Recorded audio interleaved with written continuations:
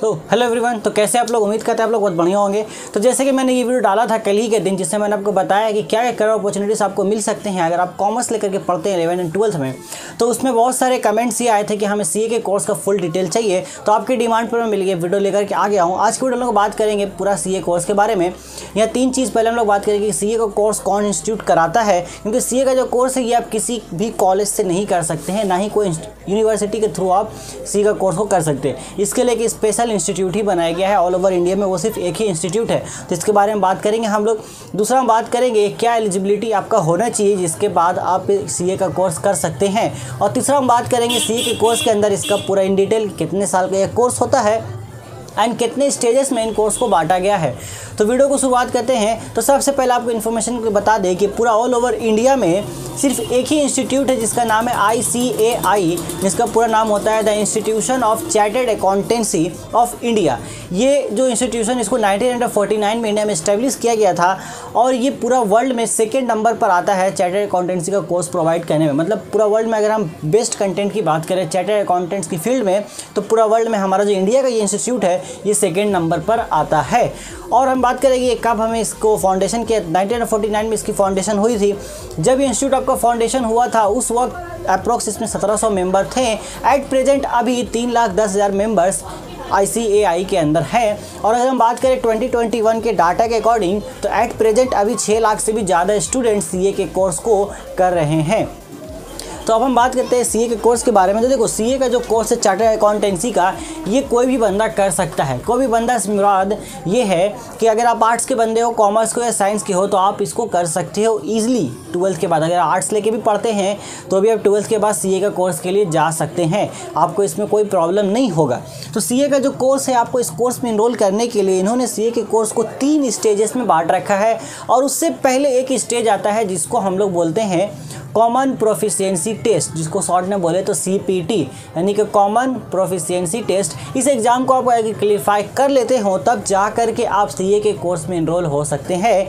और इन्फॉर्मेशन के लिए आपको बता दें कि जो CPT के एग्ज़ाम है इसके लिए एलिजिबिलिटी क्राइटेरिया होता है 12th पास, यानी कि एटलीस्ट आप 12th पास होने चाहिए। उसके बाद ही आप कॉमन प्रोफिशिएंसी टेस्ट दे पाएंगे, देन जा कर के जो सीए का कोर्स उसमें इनरोल कर सकते हैं।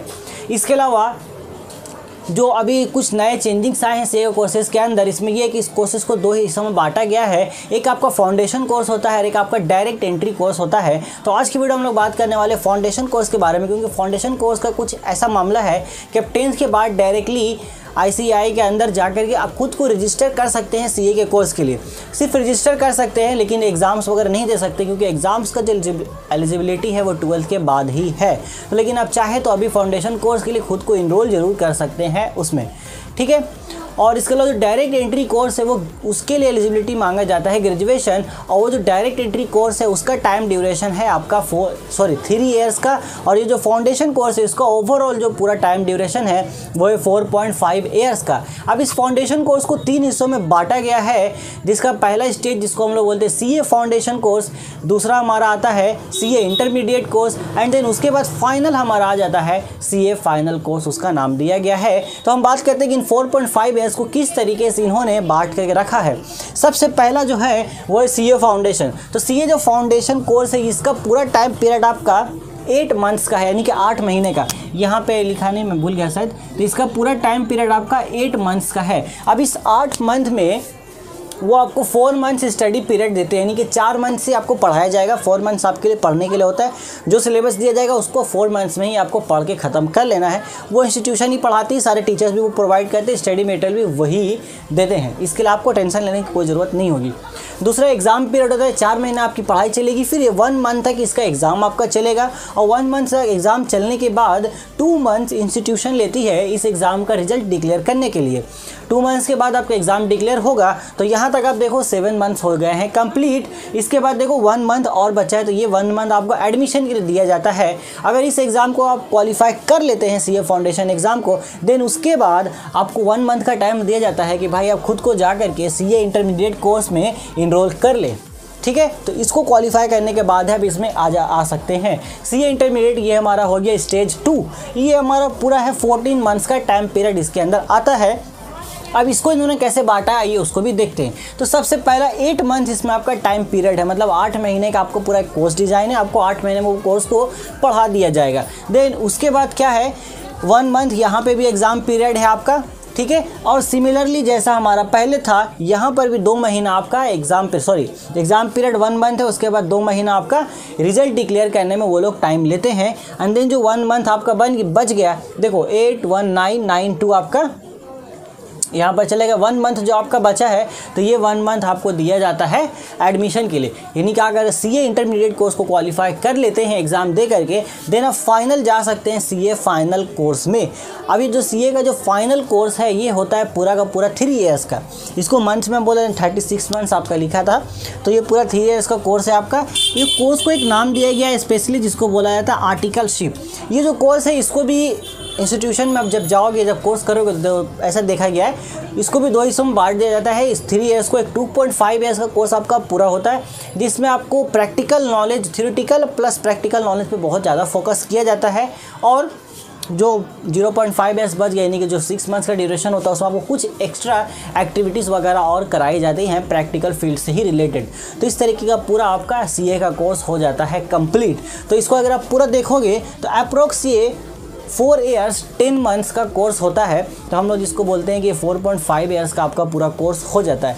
तो अगर आप अभी 10th में हो, 11th में कॉमर्स ले रहे हो तो 11 12 आप कॉमर्स लेके पढ़ो, क्योंकि जाने का तो कोई भी स्टूडेंट जा सकता है। लेकिन अगर आपका बैकग्राउंड कॉमर्स का होगा तो फाइनेंस, अकाउंट्स, बिजनेस, लॉज, इन सब से जानकारी आपका होगा, इनसे इन्फॉर्मेशन आपको बहुत सारी होंगी आपके पास ऑलरेडी। यानी कि ये सब्जेक्ट्स आपके लिए नई नहीं होगी। लेकिन जो आर्ट्स बैकग्राउंड का उसके लिए ये सब्जेक्ट बहुत न्यू है, तो उसको टैकल करने में थोड़ा प्रॉब्लम होगा, बट आपके लिए बहुत ईजी होगा।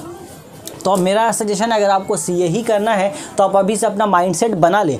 अगर आप अभी से अपना माइंडसेट बनाते हैं तो अपने माइंड को ट्रेन करें इसके अकॉर्डिंग कि भाई मुझे अगर सीए अभी करना है तो 6.5 ईयर्स लगेंगे।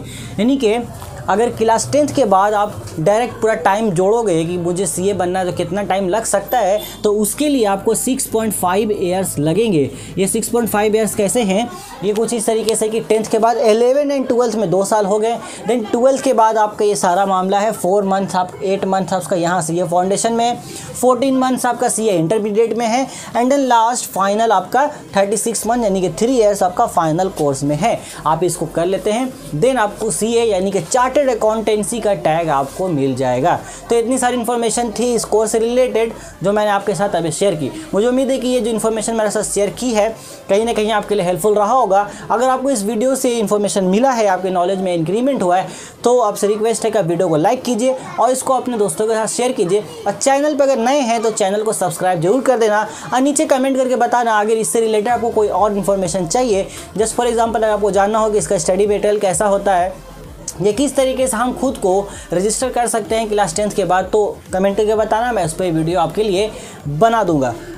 और वीडियो को लाइक और चैनल को सब्सक्राइब जरूर कर देना, क्योंकि इससे मुझे मोटिवेशन मिलता है और आपकी मोटिवेशन की मुझे बहुत ज़रूरत है, क्योंकि आपके मोटिवेशन के बिना मैं इस तरह के कंटेंट डिलीवर नहीं कर सकता हूँ। आपकी मोटिवेशन अगर साथ में रहेगी तो मैं और अच्छे से कंटेंट आपके लिए डिलीवर करूँगा। तो आज की वीडियो में इतनी सी ही बात है।